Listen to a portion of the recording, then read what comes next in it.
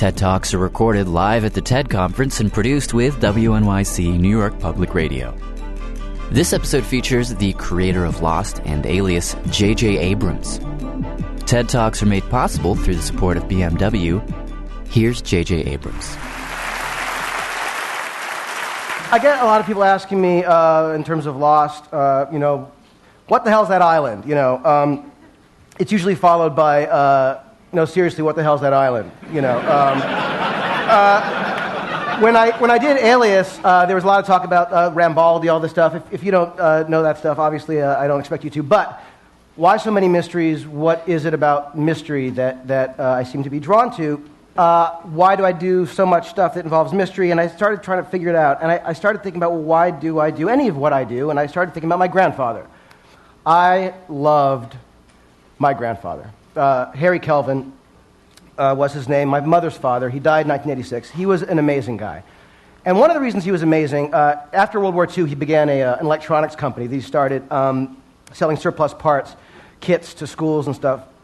So he had this incredible curiosity. He would, as a kid, come over to me. I was a kid.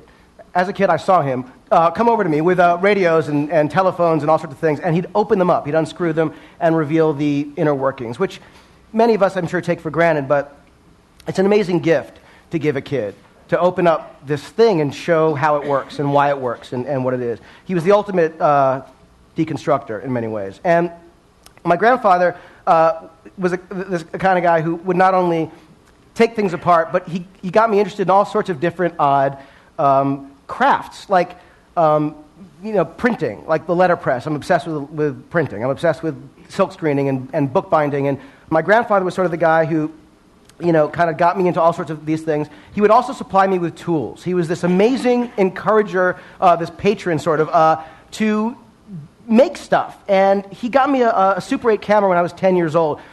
And in 1976, that was sort of an anomaly to be a 10-year-old kid that had access to a camera. And he was so generous. I couldn't believe it. He wasn't doing it entirely without some manipulation. I mean, I would call him and I'd be like, "Listen, Grandpa, I really need this camera. You don't understand. This is like, I want to make movies. I'll get invited to TED one day. This is like..." And, and my grandmother was the greatest because she'd be like, she'd get on the phone and she'd be like, "Harry, it's better than the drugs. He should be doing this." She was fantastic. So, anyway, so I found myself getting this stuff thanks to her assist, and suddenly, I had a synthesizer when I was 14 years old, this kind of stuff, and it let me make things, which to me was sort of the dream. We'd go to this magic store in New York City called Lou Tannen's Magic. It was this great magic store. It was a crappy little building in Midtown, but you'd be in the elevator would open, there'd be this little small magic store, you'd be in the magic store, and it was a magical place. So one of the things that I bought at the magic store was this. Tannen's Mystery Magic Box. The premise behind the Mystery Magic Box was the following. $15 buys you $50 worth of magic, which is a savings. Now, I bought this decades ago, and I'm not kidding. If you look at this, you'll see it's never been opened. But I've had this forever. Now, I was looking at this. It was in my office, and as it always is, on the shelf, and I was thinking, why have I not opened this? And why have I kept it? Because I'm not a pack rat. I don't keep everything. But for some reason, I haven't opened this box. And I felt like there was a key to this somehow, in talking about something at TED that I haven't discussed before and bored people elsewhere. So I thought, maybe there's something with this. I started thinking about it, and there was this giant question mark. I love the design, for what it's worth, of this thing. And I started thinking, why haven't I opened it? And I realized that I haven't opened it because it represents something important to me. It represents my grandfather. Am I allowed to cry at TED? Because no, I'm not going to. But the thing is that it represents infinite possibility. It represents hope. It represents potential. And what I love about this box, and what I realized I sort of do in whatever it is that I do, is I find myself drawn to infinite possibility and that sense of potential. And I realized that mystery is the catalyst for imagination. Now, it's not the most groundbreaking idea, but when I started to think that maybe there are times when mystery is more important than knowledge, I started getting interested in this. And so I started thinking about Lost and the stuff that we do, and I realized oh my God, like mystery boxes are everywhere in what I do. And I started thinking about Lost and how in the creation of Lost, Damon Lindelof and I, who created the show with me, we were basically tasked with creating this series that we had very little time to do. We had 11 and a half weeks to write it, cast it, crew it, shoot it, cut it, post it, turn it in, 2-hour pilot. So it was not a lot of time. And that sense of possibility, what could this thing be? There was no time to develop it. I'm sure you're all familiar with those people who tell you what you can't do and what you should change. And there was no time for that, which is kind of amazing. Part of the amazing thing for me is, in the creative process, technology is like mind-blowingly inspiring to me. I realized that blank page is a magic box. It needs to be, filled with something fantastic. I used to have the Ordinary People script, and I'd flip through it. The romance of the script was amazing to me. And when it would inspire me, I wanted to try and fill pages with the same kind of spirit and thought and emotion that script did. So that is, I love Apple computers. I'm obsessed. So the Apple computer, the PowerBook, this computer, right, it challenges me. It basically says, what are you going to write worthy of me? I feel this, I'm compelled. And I often am like, dude, today I'm out. I got nothing. So there's that. In terms of the content of it, you look at stories, you think, well, what are stories but mystery boxes? There's a fundamental question. In TV, the first act is called the teaser. It's literally the teaser. It's the big question. So you're drawn into it. Then, of course, there's another question, and it goes on and on and on. I mean, look at Star Wars. You got the droids. They meet the mysterious woman. Who's that? We don't know. Mystery box, Then you meet Luke Skywalker. He gets the droid. You see the holographic image. You learn, oh, it's a message. She wants to, find Obi-Wan Kenobi. He's her only hope. But who the hell is Obi-Wan Kenobi? Mystery box. So then you go, and he meets Ben Kenobi. Ben Kenobi's uncle is Obi-Wan Kenobi. Holy shit, So it keeps it. Have you guys not seen that?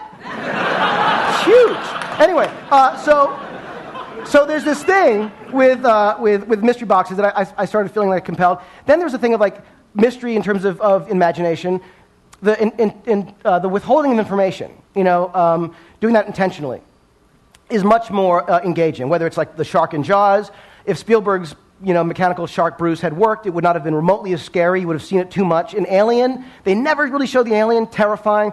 Finally, there's this idea, and stretching the sort of paradigm a little bit, but the idea of the mystery box, meaning what you think you're getting, than what you're really getting. And it's true in so many movies and stories. I mean, you look at E.T., for example. E.T. is this, unbelievable movie about what? It's about an alien who meets a kid, right? Well, it's not. E.T. is about divorce. E.T. is about a heartbroken, divorced, crippled family, and ultimately this kid who can't find his way. Die Hard, right? Crazy, great, fun, action-adventure movie in a building.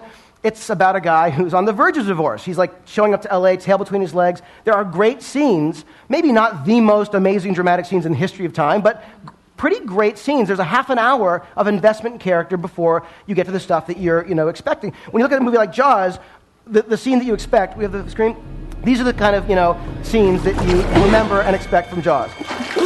And she's being eaten.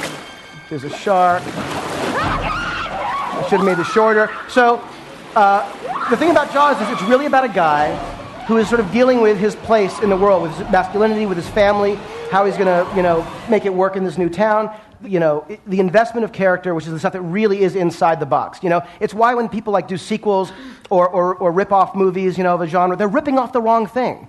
You're not supposed to rip off the shark or the monster. You got to rip off, if you're going to rip something off, rip off the character, rip off the stuff that matters. I mean, look inside yourself and figure out what is inside you, because ultimately, the mystery box is all of us. So there's that. Then the distribution. What's a bigger mystery box than a movie theater?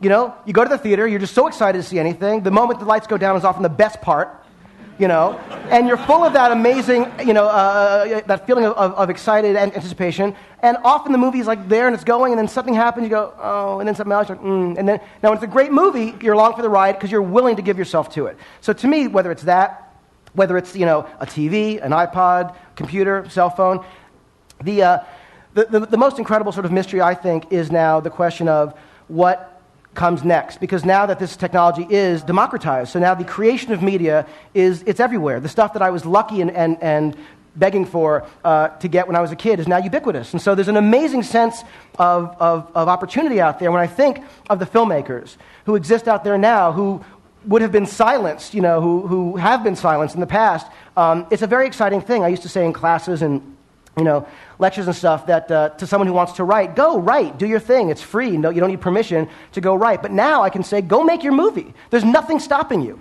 from going out there and getting the technology. You can lease, rent, buy stuff off the shelf that is either as good or just as good, as the stuff that's being used by the, quote unquote, legit people. No community is best served when only the elite have control. And I feel like this is an amazing opportunity to see what else is out there. I wanted to end with this other little thing that honestly has nothing to do with anything, which is the following. When I did Mission Impossible 3, we had amazing visual effects stuff. ILM did the effects. It was incredible. And sort of like my dream to be involved. So my favorite visual effect in the movie is the one I'm about to show you. And it's a scene in which Tom's character wakes up, he's drowsy, he's crazy, out of it, and a guy wakes up and he shoves this gun in his nose and shoots this little capsule into his brain that he's going to use later to kill him, as bad guys do.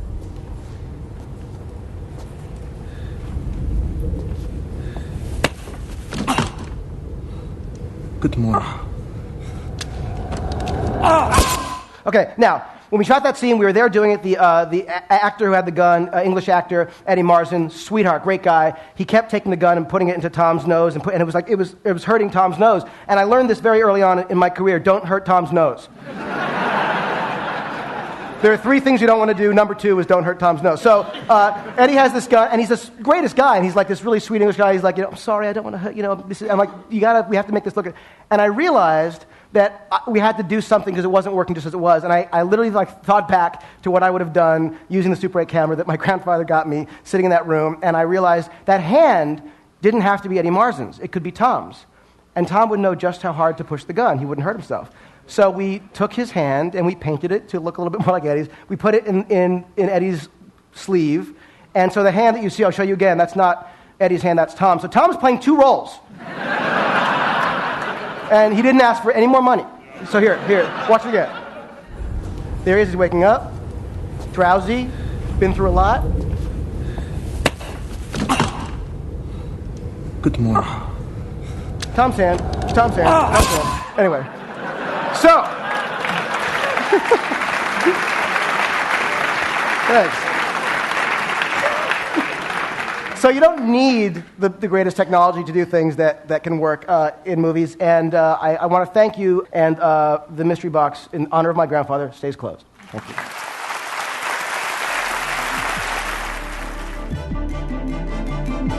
That was J.J. Abrams, recorded at the TED Conference in Monterey, California, March 2007. TED Talks are produced by WNYC New York Public Radio for TED and made possible in part through the support of BMW. For more information on TED, visit TED.com.